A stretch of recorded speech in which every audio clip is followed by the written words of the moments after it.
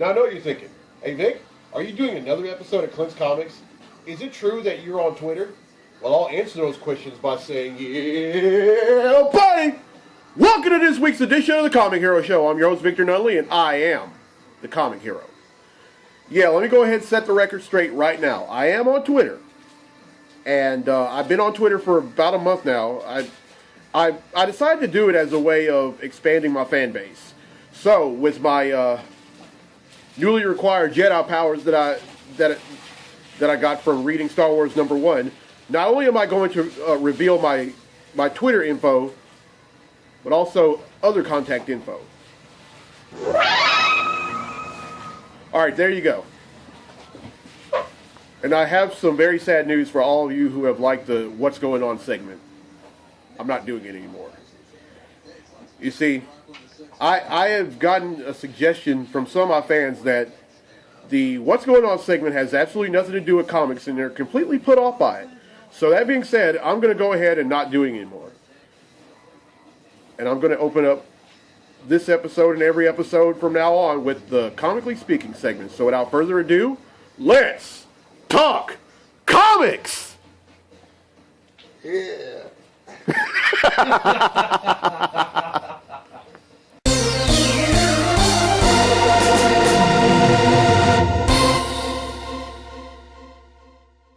That was so good too. Hey, Clint is kind of feels embarrassed that he. Yeah, I do. No, hey, it's okay. This is a web series. It's supposed to be fun. It's not supposed to be serious. If you want serious, watch CBS This Morning. Sorry, CBS. CBS cares.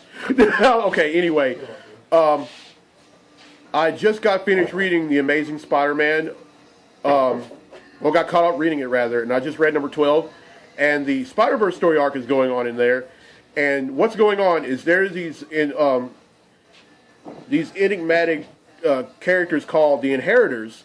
They have gone around every Earth in the Marvel multiverse, and they have killed off every Spider-Man.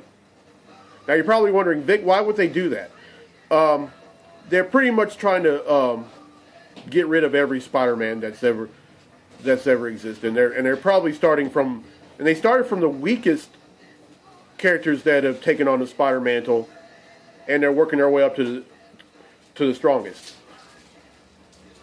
And some of the characters that we see in there, other than our Peter Parker, our Spider-Man, we're also seeing Miguel O'Hara, which is Spider-Man 2099. We're seeing Spider-Woman. We're seeing Spider-Girl, aka Aranya.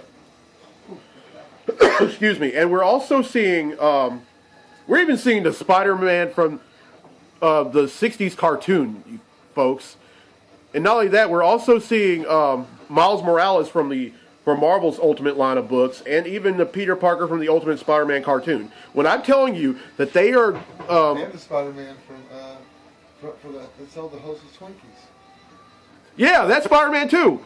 Yeah, that's right. And get this. For all you 80s fans that read this book called What the Spider-Ham is in this book. That's right. Peter Porker, in all his glory, is in the Spider-Verse story arc. They've killed off the Inheritors that started finding them. They kept jumping from one Earth to the next, but for some reason they still end up finding them. And so a lot of interesting things are happening. The father of the Inheritors had ended up finding them and kidnapping May Parker's little brother, Benji Parker, because apparently Benji has been dubbed the Scion. In other words, that means if he grows up, he'll be the strongest out of all of them. Even Peter Parker, even Kane, even Miguel O'Hara. So they decide, and right now he's only an infant. So they pretty much kidnapped the baby, and whether they're going to kill him or not is remains to be seen. Although from what I've read, they haven't done it yet. Oh, and then all the Spider characters have finally realized that the Inheritors know their every move. So what they do is they jump from from Earth to Earth, and then at the end of number 12, they jump to the this one Earth, and then they run in that was found by Jessica Drew, aka Spider-Woman from our Marvel universe. And guess who she runs into, and then who Peter runs into at the end of Amazing Spider-Man number 12? His uncle, Ben Parker. Yeah, that's right. So that's Amazing Spider-Man. Oh, and going on in the Superior Iron Man, this new series that Marvel just launched a few months ago. In this one, really spirals out of Avengers and X-Men Axis, where all the good guys turn bad and all the bad guys turn good. Well, when a spell was cast by both Dr. Voodoo and the essence of his brother Jason Blood, they reverse it, but Iron Man somehow gets out of the way. Well, he and Sabretooth end up getting out of the way, so Sabretooth remains good, and Tony Stark is gone back to what he was when he first became Iron Man, a playboy, alcohol drinking, so and so. Right. Well, he was a billionaire to start with, but anyway, he develops a new brand of extremists in the form of an app, and he issues out the app to just about everybody in the city of San Francisco. Now, what happens with this extremist virus is that they end up becoming much more glamorous, good-looking folks than they were before. The only con of that pro is, however, it's only a trial version, so it doesn't last very long. And so, but it's not very long until another superhero who made the move from New York to San Francisco decides to ask Tony what the heck is going on here. And that superhero is the man without fear, Daredevil. But for some reason, not only does Tony Stark beat him up, he infects him with the virus and cures him of his sight. But of course, it's only temporary. He ends up losing his sight again at the end of not Invincible, but Superior Iron Man number 3. And I'm still, and there's this, and in the end of the first issue, there was someone that Pepper Potts had contacted about stopping Tony Stark, but he was in the form of an old Iron Man suit that Stark once wore.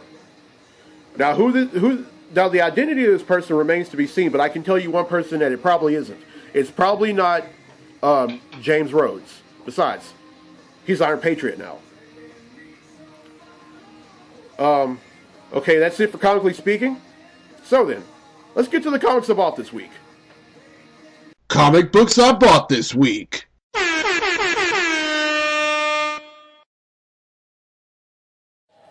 All right, first up is Supergirl number 38. Now, what's going on in this book is Supergirl has been enrolled into this secret academy against her will, where her and all her other classmates end up having to fight each other to the death. It's kind of a, for all of you who remember this limited series that came out from Marvel called Avengers Arena, it's kind of like that. Oh, and by the way, she also finds out that Superboy, who she thought had died during the Krypton Return story arc that happened in DC not too long ago, finds out that he's alive. Oh boy.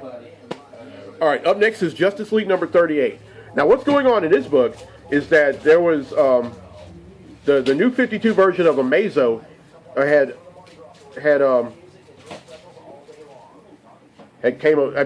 showed up in Gotham, and it's up to Batman and the rest of the Justice League to stop them. But along the way, they've been infected with a virus that's only been called the Amazo virus.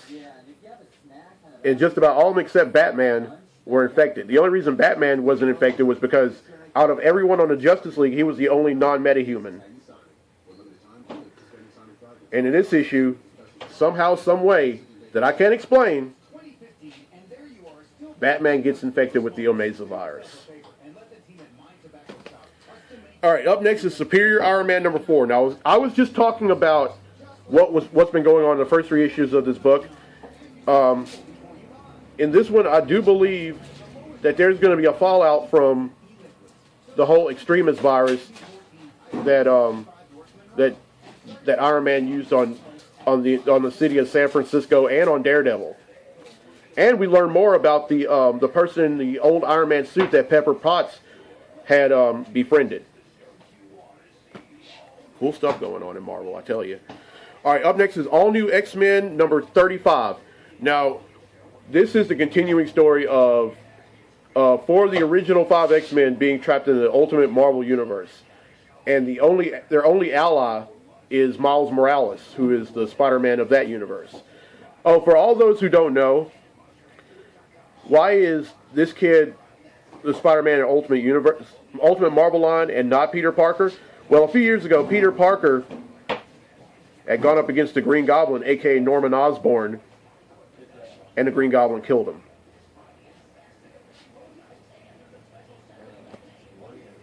Yeah, that makes me mad every time.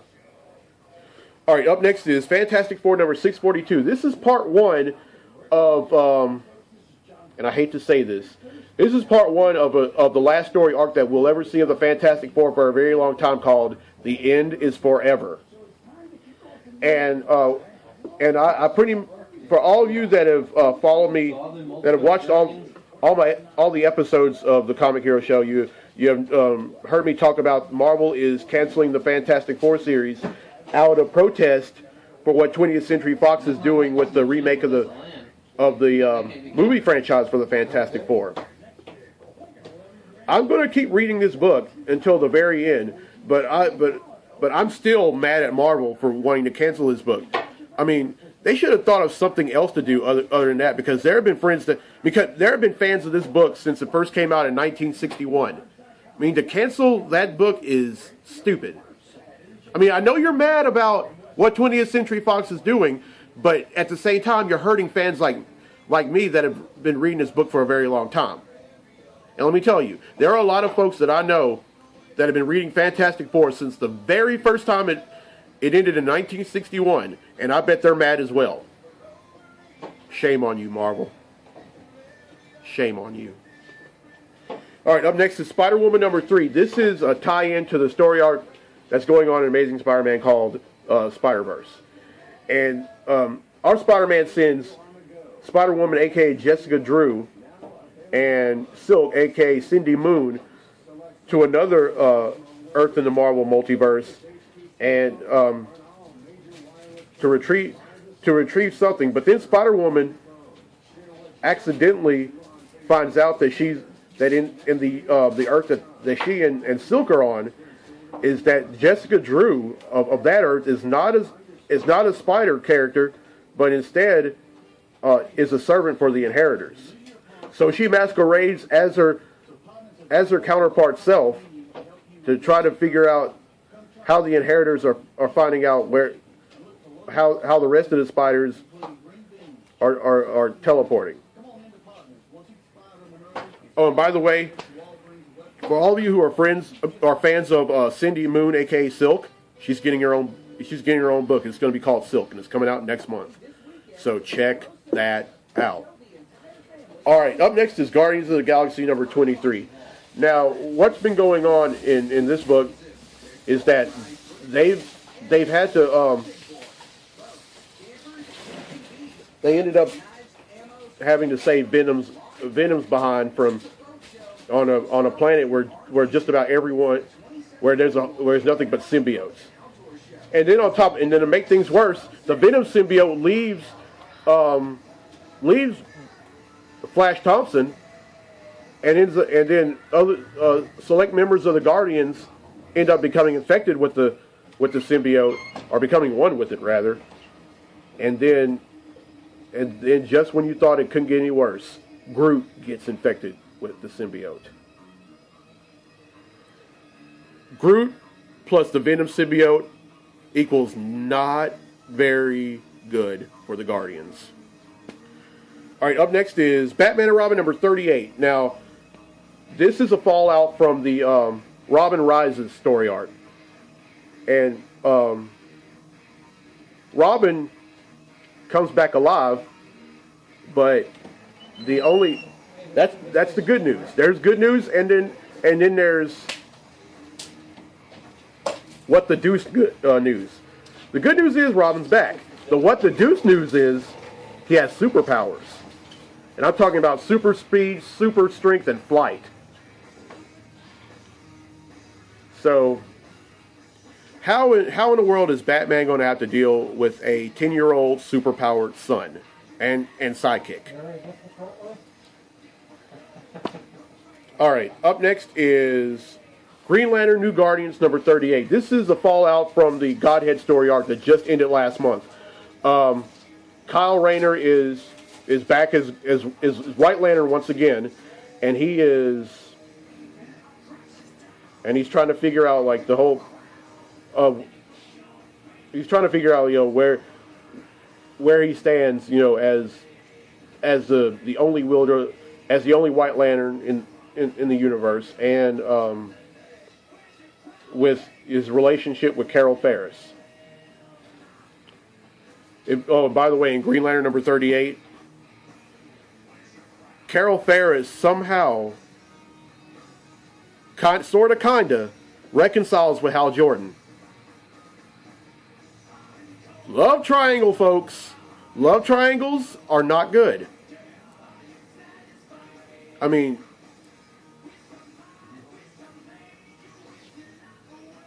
come on, walk the line, folks. Walk the line.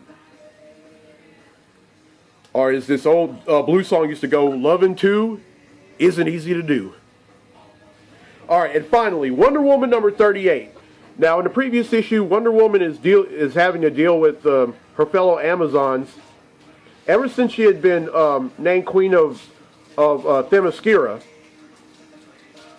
she has been very reluctant about her duties as Queen, and instead wanted to be a superhero for the DC universe as well as the Justice League. This doesn't really sit well with a lot of them, and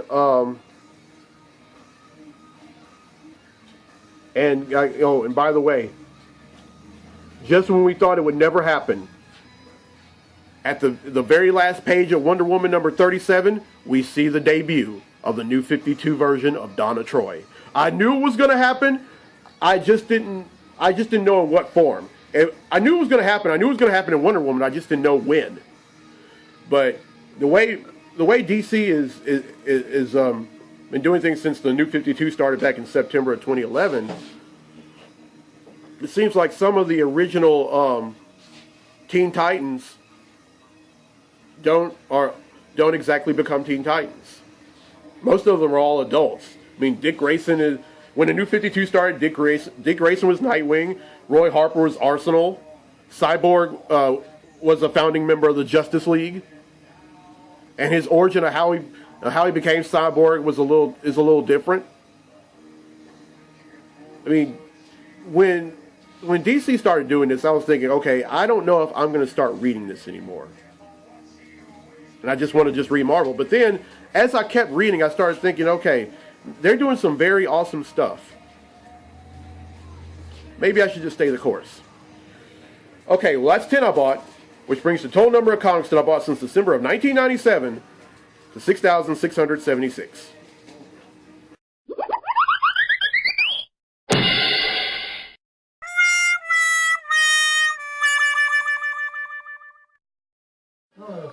All right, well, I hope you enjoyed this week's episode. I think the show is going to do very well, minus the What's Going On segment, because after all, this is a web series about comics. And the only, I kept telling myself that, but then I keep going back to want to talk about other things outside of comics. But this is a web series about comics. I can't really break dialogue.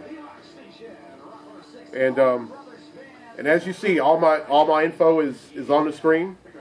And so if you're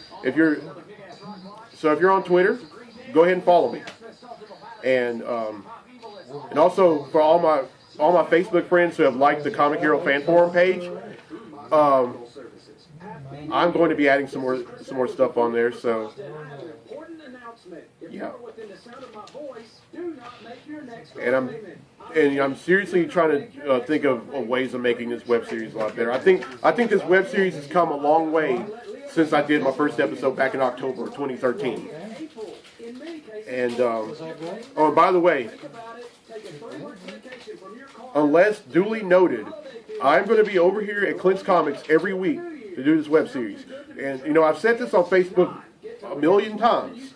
If you are in the area, come on by and be a part of it. I think I fare better whenever I have other folks involved in my episodes. Because I'm not going to be one of those guys that's going to be wanting to be grubbing the spotlight and all that. I mean, it's my show, but you know, I want other folks to be in it. I want other folks to be part of it. Oh, and also I'm talking to you. That's anyone that's at ULM, especially in either the choral department or the Sound of Today. Come on, I'm not a stranger to you, so don't be a stranger to me. All right, I'm Victor Nunley. I'm the comic hero. I'll see you next week. I'm going to go ahead and pay for these books. Till then, be safe, be blessed, be a hero. Cool, man. Appreciate you, bud. Oh, anytime. I appreciate you for letting me do the show.